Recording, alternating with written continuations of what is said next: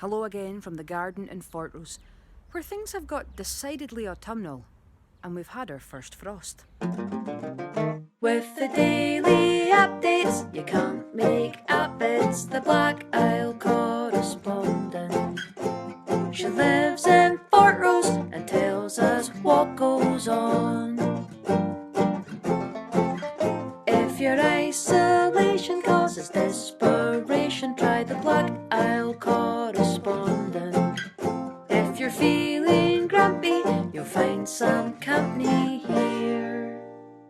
Now, in the interest of full disclosure, none of us were actually up in time to see this frost, but Alex next door said he had to scrape his car, and then Dad met a guy on a walk who'd said that there had been a grass frost overnight, so that's how we know. And I reckon that seems pretty official, doesn't it? Yeah. Anyway, another way we know it's approaching autumn is that the plum tree at the back of the garden, which I was showing off to you a few weeks ago as it was absolutely dinging down with plums, has been totally harvested. It's empty. Look at these bare branches now. Mum has been at the jam, the jelly, the chutney. The geely pan has hardly been off the cooker for the last 3 weeks. There's a lot of preserving happening. We're also aware that we need to look after the birds at this time of year. I didn't realise you had to feed them all through summer. Seems you've got to feed them all year round. So. Hello, birdie. You've arrived just in time. A wee robin redbreast. Or a peacock. Have you just done a poop?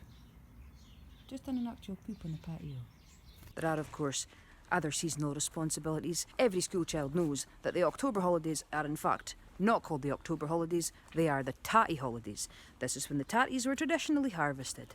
Our tatty patch at the back of the garden is about half harvested, and there's some more to do in the next probably week or so, I think. Mr. Willis's Shetland tatty is still going strong, and we're very excited about how can that bad boy. In the polytunnel, very little remains other than, you guessed it, the tomatoes.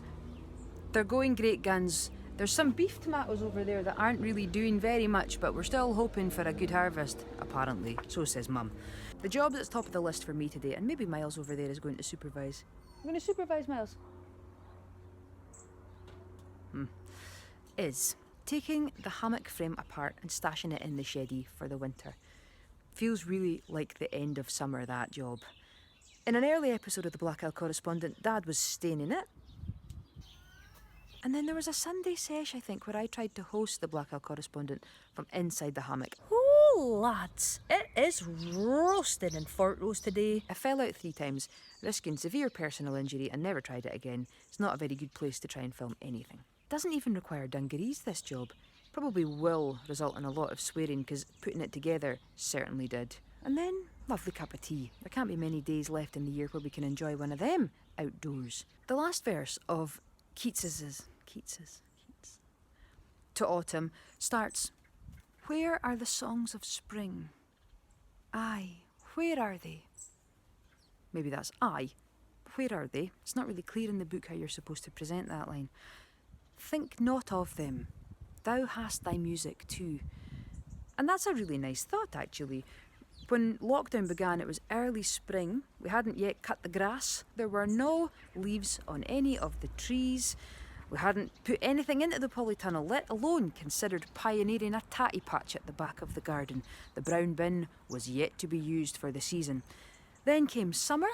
Some beautiful hot days, sitting out in the patio, slapping on the factor 8 and 30, doing crosswords, having hot and cold drinks aplenty. It was a really beautiful couple of seasons, and now we're approaching autumn. Scotland has been further restricted, just a little bit this week, with a ban on indoor visits between households. This is around the time that I wish I had invested in some sort of patio heater business.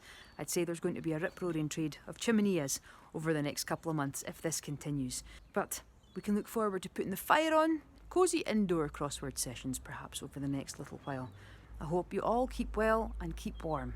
There's bound to be more carry on from this garden though. Just going to have to get the woolly hat back out.